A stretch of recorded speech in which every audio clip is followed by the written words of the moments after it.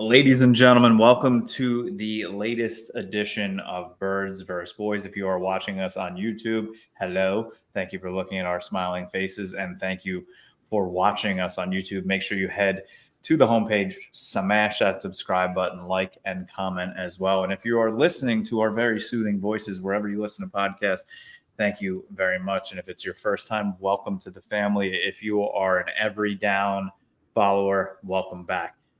Aidan, we have a ton to get to tonight. Obviously, the 53-man rosters of every NFL team is stacked. Players have been cut. Trey Lance is now a Cowboy, but there is a story I want to start with you that you have no idea that I'm bringing up with. And I've been doing this a couple times lately, and this is where we're going to start. It has nothing to do with the Eagles. I was going to say, this is, I like that you keep springing these stories on me to start. We do prep, and then you're like, by the way, secret surprise. Well, I will say before you do it, just one thing. This is the last show that we will be doing together that isn't previewing NFL football. You and I have done it. I want to virtually hug you right now. We made it. We made it. We did it. I watched week 0 college football. My Irish dominated. We're back. Yes. Sam Hartman, I love you. So Eli Apple, have you seen this story? I know he made the Dolphins. Yep, he's on the Dolphins. Oh, hold on. I might know this story. Go ahead. You tell it though. So he has a baby mama. Yes. Okay. This was the story. Also, this baby mama also has kids with Geno Smith and Josh Jacobs. She now has a baby with Eli Apple.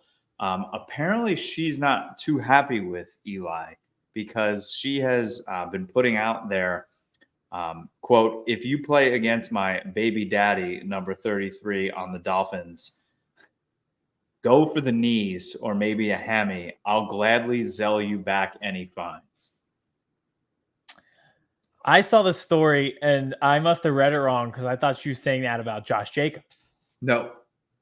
It was about Eli Apple. Yeah. And Jalen Ramsey quote tweeted this and said, "This is one of the craziest things I've ever read." It's like Bounty Gate, but on the Real Housewives. It's the Saints defense of the 2010s meets Real Housewives of Salt Lake City or whatever show they have. Eli Apple has had the most wild career, right? He has. Isn't his mom very active on Twitter? Wasn't that a thing at one point? Big time. And I think she even shits on him. Everybody shits on him. Everyone. Yeah. He's one of those people, if he just took social media away, if he played in 2004, he'd probably just be like, he was. No one would know. Yeah, he played at Ohio State. He was on the Cincinnati team that went to the Super Bowl. He was a first round pick. He'd be totally fine. He would just be a normal 10-year vet that everyone was like, oh yeah, Eli Apple. I remember him at Ohio State. I remember him being a starting corner on a Super Bowl team. Yeah, but that is not how he was never that good in the NFL. Yeah. Mm-hmm. All right, that's all I got. I just want to bring that up. Social media is just social media is the best and the worst all mixed into one. Yep. So we can start with this because I'm wearing my red purposely. I don't know if you picked up on that. For Trey Lance a little bit, coming from the Niners right now, part of the Dallas Cowboys. So there will be no red for the 49ers on my show as long as I'm alive. It's not for the Niners. It's more for just Trey Lance. Solidarity with Trey Lance. Both you and I have a lot of issues with the Niners, but this trade dropped after the last time you and I have spoke. So I kind of want to get your perspective of it, and then I'll give you mine. Here's my perspective. Every time Dak throws an interception, I'm going to troll the shit out of you guys and call for Trey Lance. That's my perspective. I mean, he's not even going to be active most weeks. Is he? But I did have a thought. I had a thought. What was the thought? And I don't know how this works with the rules. So Cooper Rush is going to be quarterback 2, right? And now with I think he is. I mean, he went 5-1 last year. He's the backup. They paid him $3 million. What was the one though? Huh? What was the one loss? I forget. But then what was the other loss at the end of the year when you didn't have your starting quarterback? I don't recall. My pipes froze and burst, so I didn't get to watch the game. Exactly. Merry Christmas, said the Grinch. That was you were the Who's in Whoville. The Cowboys came down as the Grinch. They froze your pipes and beat your team. Me and my sister went to the market at noon that day. I was so excited. Christmas, Cowboys, Eagles. Came home and it was literally flooding through the ceiling, and then the Eagles lost. It was quite the 180 of a day. You were Cindy Lou Who. Yep. Cindy Lou Who Powers. So my question about all this. So let's say Cooper Rush is the quarterback too. Now with the new rules, you have that emergency third string quarterback that does not go towards your starting game day active roster, right? Yes. But they can step in case of emergency if you lose two quarterbacks. Like in case, if you didn't block one of the league leaders in sacks with the backup tight end in the NFC Championship game and the needing a third string quarterback. Yes. Yep. Yes. That would be the case. So could the Cowboys technically make Trey Lance active as quarterback 2 each week and put Cooper Rush as that emergency quarterback to use Trey Lance's athletic ability in some run packages, like at the goal line and everything, to have him involved in the offense? But if Dak goes down and you don't trust Lance playing quarterback the rest of the day and you want Cooper to, him just pull a hammy. And then you bring in the emergency string quarterback. I guess you could. It's not a bad plan. Is that how the rule works? Number 2 would absolutely have to be out of the game. You couldn't decide 2 sucks. We want to go to 3. I think great class. I think it's an emergency. It's not emergency. And emergency. So if all of a sudden he has a hammy and can't go now. Okay. So sucking at football does not count as an emergency. I don't think so. Okay. So that's you give him a series if Dak goes down. If it looks bad, there he goes, hammy down, bring in Cooper Rush. Because then if Cooper Rush goes down, you're fucked anyway, so it doesn't matter. Yeah, true. Because if you put him at 3, you can't use him in the game. Yes. That's just my thought. And you're never going to use Cooper Rush in the game unless Dak goes down. But you will have opportunities to use Lance's athletic ability, I think. Do you want to, though? I have multiple cases as an Eagles fan of bringing in a quarterback as a gadget guy and him being like, whoops, now I'm actually the starter. Mike Vick, Jalen Hurts. Yep. All of a sudden, these guys are like, we'll give him a play or two. Remember the Wildcat back in the day? If you're telling me Trey Lance is going to turn to Jalen Hurts, then I'm good. Now, okay, well, exactly. But still, it's I feel like it just creates unneeded quarterback controversy. It's already there. It's already there. Well, he's on the Cowboys. Yeah, I'm just dying with the guy. Just die with Dak Prescott. If you what were your thoughts that they didn't tell McCarthy or Dak? They're a poorly run franchise. This is what they do. There's a disconnect between the people at the top because they're senile, like the people running this country. That was unreal again today. And they're just a poorly run franchise. And I feel like I am not dissing the Cowboys or Cowboys fans. I am dissing the Cowboys in general. They're a poorly run franchise. There's a disconnect. This coach will be out in a year if they don't make the playoffs. That's why they should have told Dak. What are we talking about? Insane. Just unbelievable. But yeah, I kind of agree. I think Mike McCarthy needed to know a little bit more than Dak. But it all depends on how it went down. If it really went down on a phone call, we can't hang up the phone, or we're not going to get this guy and we do want to get him, then whatever. But if you were working on it for 3 days, I understand. The problem that I have is not that they did not talk to Dak before. The problem is that they talked to the media before they talked to Dak. That's my problem. That is what they do. They are this is entertainment. It's not for wins. It is WWE. Radio. Yeah. None of that surprises me, but no, that's not how it should be run. It should be your quarterback, especially in a move like this where like they didn't trade for Trey Lance like immediately.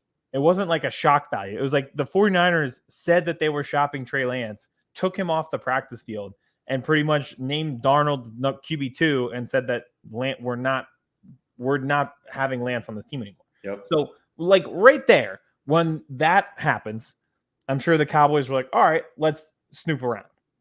At that point, you should be like, at least tell the coach, who would then probably tell the quarterback, because this is how this works. Hey, they're sniffing around to see what's up with this, see if he turns into like a developmental backup. Yeah, right? It has nothing to do with you right now. Yeah.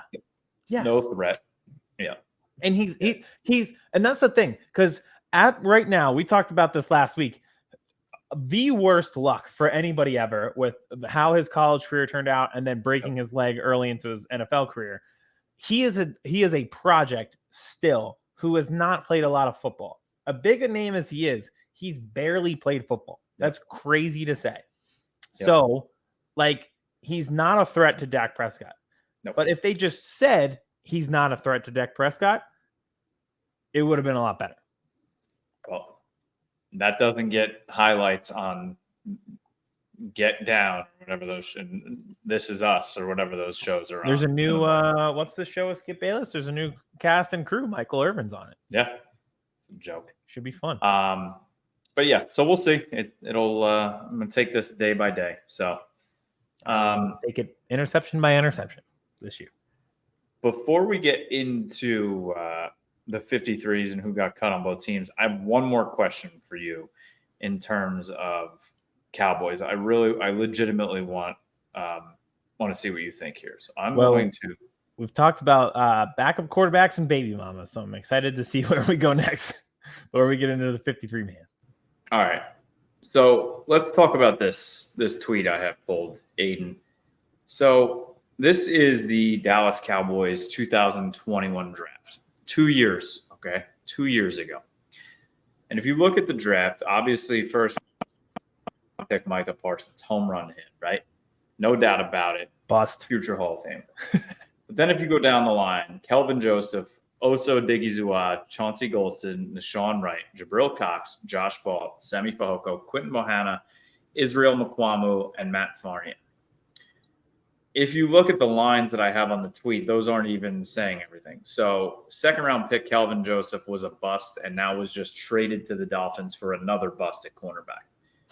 Third round pick Oso Digizua, he is a starter. He's a contributor. He has a chance to be a Pro Bowler. Good. Chauncey Golston has kind of been like a very defensive lineman, flash, but hasn't done much.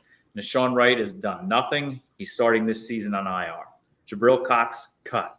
Josh Ball has done nothing, and now he's on season-ending IR for this season. Semi Fehoko, wide receiver, fifth-round pick, has done nothing. Cut, gone. Quinton Bohanna really didn't do much on the defensive line. Cut, gone. Israel Mukuamu, I love him. I think they have not put him in enough positions to be successful. He balled out last season in the playoffs, but he really hasn't contributed that much. And Matt Farniak, guard, he looked like he was going to have a future here. Cut. So Aidan, they basically got, 2.5 guys out of this if you put Micah Parsons, Osa, and then Israel Mukuamu. I was arguing with Twitter fans, Cowboys fans. I was saying that this is only 2 years after the draft, and this looks pretty rough if you basically have 2.5 guys out of 1, 2, 3, 4, 5, 6, 7, 8, 9, 10, 11 draft picks still on your team or contributing at all. What say you about a draft like this? Still successful because you have Micah and a pretty good Osa, or come on now? It's a C+ because one, like everything, drafts are crapshoots to get generational talents, and you did do. But you have to also remember the Cowboys pride themselves on draft and develop. They are not big in free agency, so they have to hit in their drafts. And so that's where you get diminished. Is you had 11 picks, which is quite the haul. A lot of teams don't have 11 picks unless you're in like a rebuild and you're stockpiling draft capital. So to go 2 for 11 is brutal. Like it, because if you have 11 picks and you're making all 11, you're not pushing it to the next year. You're telling yourself like a lot of these guys are going to contribute right away. And if only 2 of them are contributing 2 years later, then yes, then you did not ace the test. Especially when you go for a guy like Kelvin Joseph in the second round, when everybody saw They clarity. reach. And there was this other cornerback from Florida State sitting right there. I don't know. I've been saying it for years, but okay, so we're on agreement here. I mean, obviously it was a home run with Micah. I think Osa was a steal. I think Izzy still has a chance to be a good contributor here, but beyond that, I mean, to have the rest of those guys just gone or not contributing, it's rough. Would you like to do the Eagles 2021 draft? Please. Okay. First pick, Devontae Smith, worked out pretty well. Second pick, Landon Dickerson, also probably worked out pretty well. Third pick, Milton Williams, probably going to get starting level playing time this year. Zach McPherson still on the team. Kenneth Gainwell, probably going to be your RB1, hilariously, over DeAndre Swift and Rashad Penny. And I'm trying to see what everybody else in rounds 5 from round 6 on, I don't think made the team. Teron Jackson is still on the team on the practice squad. Everybody else got cut. But yeah, they went 5 for 5 on their. So we should put those 2 drafts next to each other, send a tweet out and see what people say. Yep. I was going to say that, but I will say that was the first year with the new draft strategy that the Eagles now have. And it worked. If you look at the year prior, just draft good players, you mean? Is that the strategy? Yeah, I was going to say the new strategy of using common fucking sense, which is working out really well for us. It's great. If you look at the year before, we would have the same conversations you're having where it's like they drafted Jalen Hurts and struck out on everybody else. So how does it play out? Is it a successful draft because you got your franchise quarterback? Or are you like, damn, we missed Justin Jefferson and took Jalen Reagor, who just got cut by the Vikings? It's insane. Yeah, it's insane. It's fun. All right. Let's get into more realistic of what's happening right now with our teams currently. Okay. Since you were just rattling off some ballers and players that are going to be contributing to your team this year, why don't we start with the Philadelphia Eagles? Okay. 53-man released. I don't think that there's any surprises. I think people were a little caught off guard when Devin Allen and Britton Covey both got released, because I think I did a video on this of guys who could be on the bubble, and one I mentioned was Covey because he's technically the 5th receiver, and he's also the returner, but they clearly are invested in Devin Allen. Like, if they're willing to turn a rugby player into the starting left tackle, I think they can turn the 110-meter hurdle guy into a returner. Like, this is clearly a passion project that they have, which doesn't bode well for Covey, but he's actually a pretty good returner. And most importantly, knock on wood, no fumbles last year. Like, there were no bonehead plays that gave the opposing team a muff punt ball at the 30. So them releasing both of them, I think, was a surprise. They're both back on the practice squad. I think that'll be like one of the more interesting things going forward. Aaron Sipos, who stinks at punting, was released and then brought back on the practice squad. I guess they elevate him. It'll be interesting to see like what they do. They're clearly not sold. Like, they brought in another punter, but he also sucked. I don't know where the league as in whole stands with Matt Araiza. I know he was cleared, but man, I don't know. Like, I don't know enough about the case. I read all the reports. It seems like he was cleared. Like, he wasn't even at that party. Like, he wasn't even at the house when it occurred. But that's what the reports say. I don't know what the league status of him is. So, like, if they invest in that, I know the Steelers released their punter as well. We tried to put in a waiver claim on him years prior. So, all in all, is to say, if you're talking about special teams guys in your 53-man roster, then you know what, your team might be pretty solid.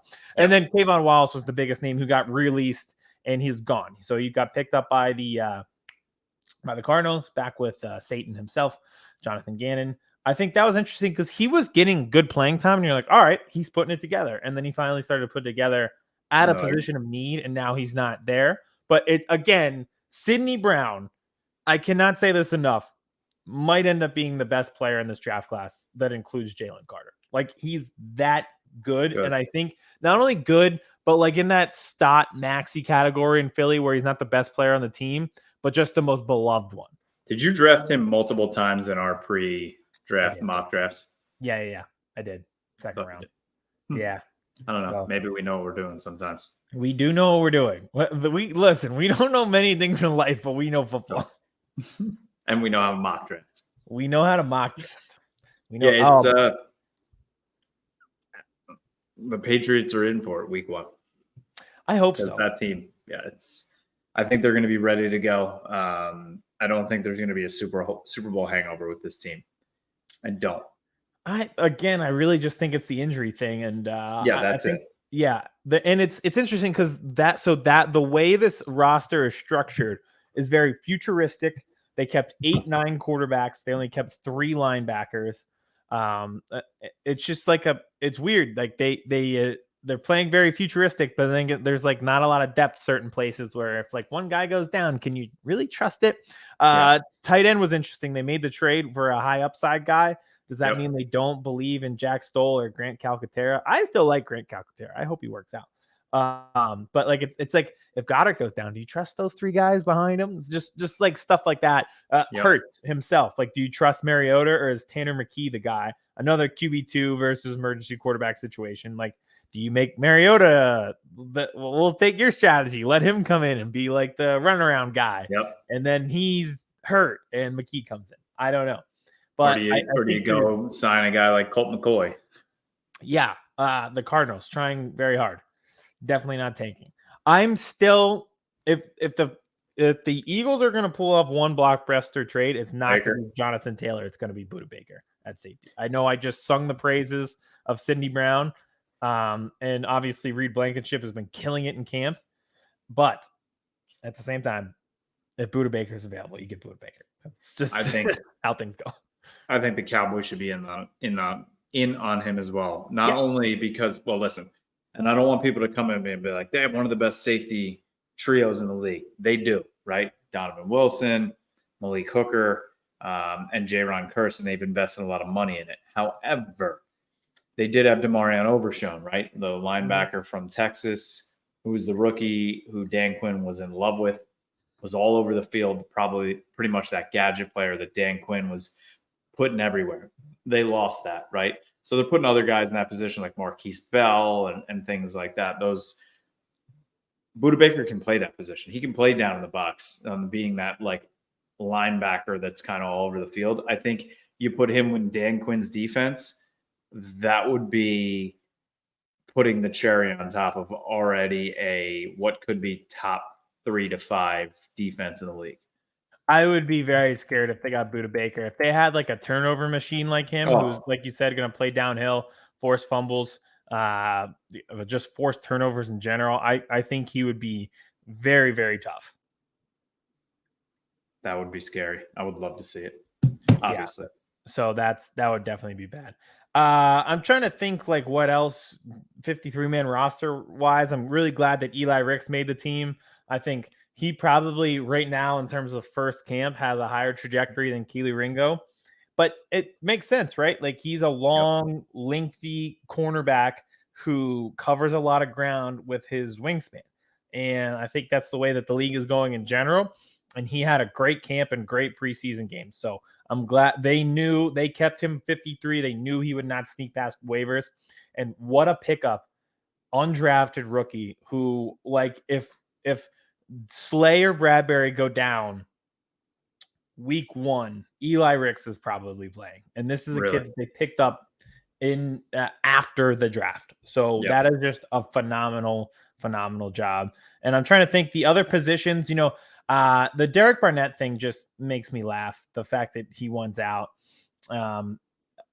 There's a few guys that they really like at the position. I just mentioned Teron Jackson. I feel like they really liked him all camp, and they would elevate him if they trade Barnett.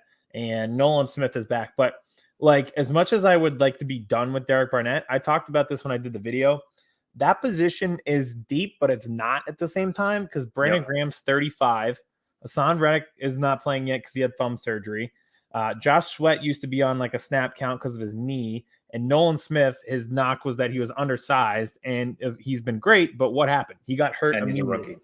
And as a rookie and already hurt his shoulder, which is like, all right, so you are undersized.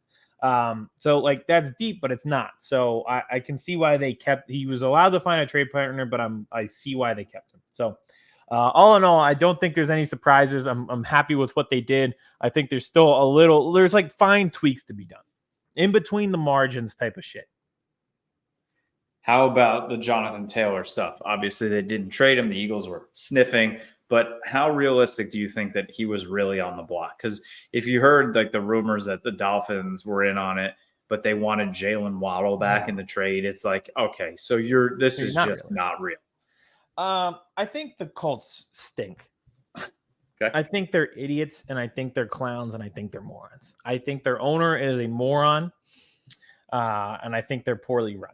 That like sometimes it like same colors as the Cowboys, kind of same trajectory of the country too, just a little bit north. Yeah, both Malik Hooker guys.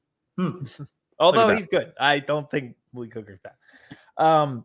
I think there's always like one person in your fantasy football league sometimes who is just like a bad trade partner because they'd be like, "Oh, trade me Cole Kmet for Justin Jefferson." You're like, "That's not how this works."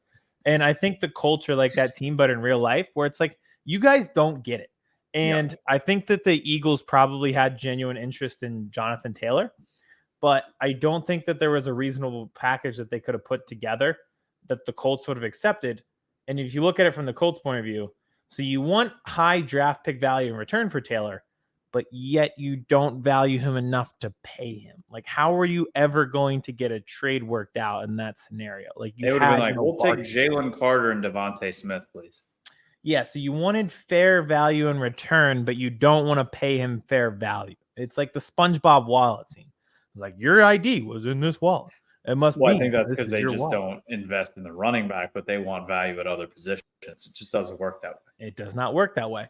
I said I think we talked about this, but I think the only way it would have worked is if you said, listen, Jonathan, we will get you out of a situation where you clearly don't like ownership. You can play here for your next contract.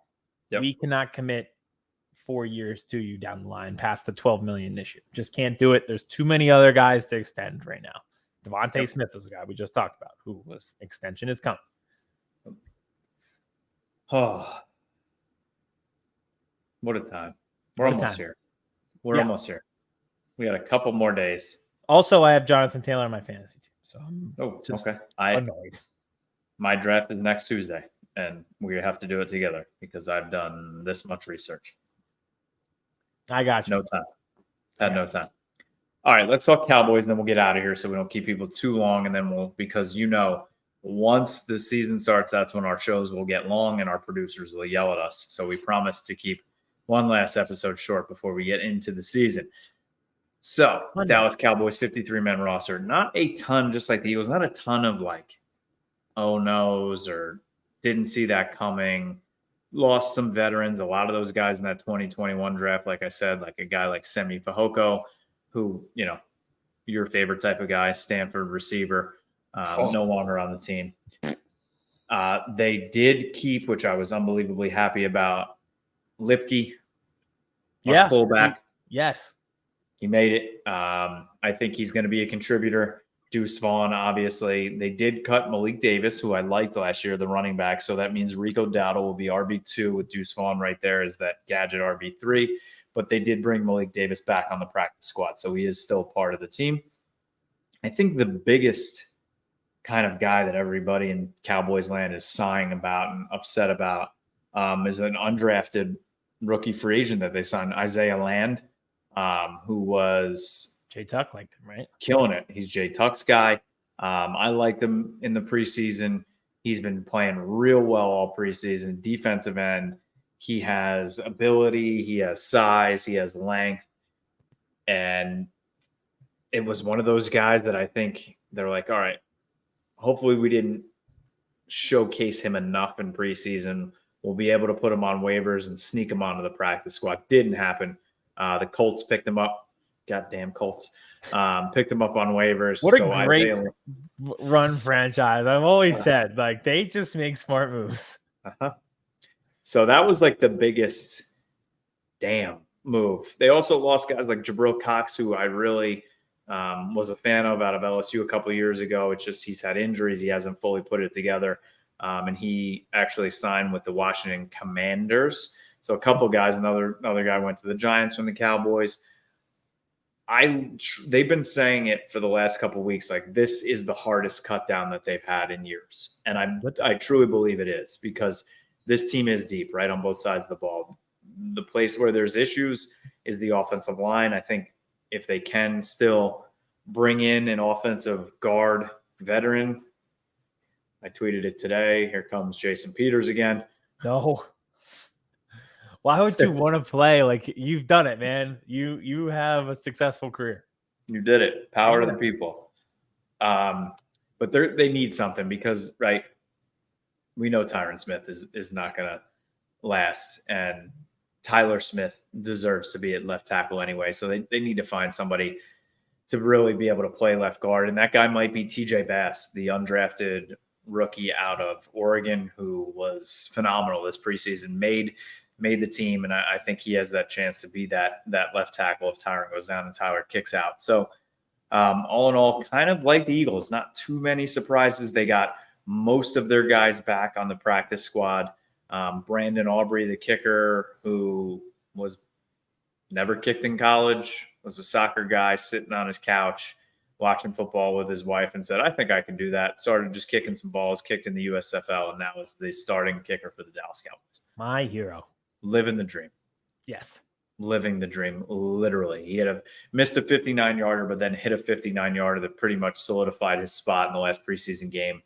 And Will Grier, right? How about that? I don't know. Did you follow that last preseason game? I know he balled out. Penn State, West Virginia, under the lights, 7:30 NBC this Saturday. How about it? I think Penn State's going to blow the doors off them. Yeah, I think it's going to be a lot of points too. Yeah. But he was told basically before the game, like, yeah, we brought in Trey Lance. You're not making this roster no matter what you do. And Dak Prescott was very good friends with him.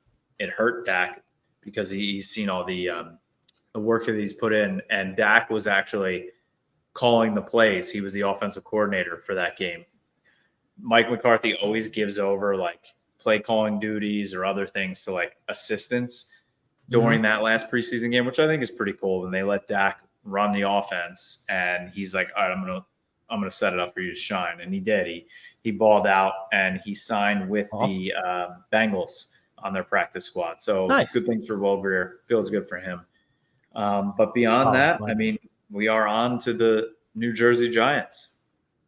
I was about to say, I'm like, I feel like you said there's no surprises, and it's like, all right, it's 53 set. Let's go. Like, I believe in this 53. Let's do it. There's like I said, there's tweaks. I don't know who the punter will be, but maybe we'll just go for it every time. If we went for it in the Super Bowl, we're probably Super Bowl champions on 4th and 4 on our side of the 50. So let's do it. Like you said, let's play the Giants. We'll play the Pats. Let's get after it. So my plan moving forward, Aidan, I think you and I will do. I think we should do a show actually early next week if we could, to kind of give our season predictions, and NFL we always do. Yeah. We'll go through kind of the schedule. We'll do all that preseason. The most disputed thing on TikTok every year is division predictions. It pops off every week. There's new. And if anybody here listening is like an admin at TikTok, can you get us on shadow banned again or something, please? I didn't do anything this time. I did not say anything wrong. We need to figure that out, because the season is back. The people need the TikTok countdowns, and they need Eddie's kicker nonsense. Yes, they do. We all do. All right, you got anything else before we get out of here? No, just we could do that real quick and just explain to the people how it's usually going to work. Like you said, we'll do an early show next week, and then we'll do like a regular. We record Wednesday night, drops Thursday. It'll preview the week ahead. So we'll be previewing week 1, Giants, Cowboys, Eagles, Patriots. We'll do 10-minute reaction shows, on our own. So that'll drop probably like Monday morning. We'll usually do an interview to couple with our preview. So we'll have that. Sometimes we got a lot to say, so we don't always do an interview, but most weeks we will, especially the weeks that we play each other.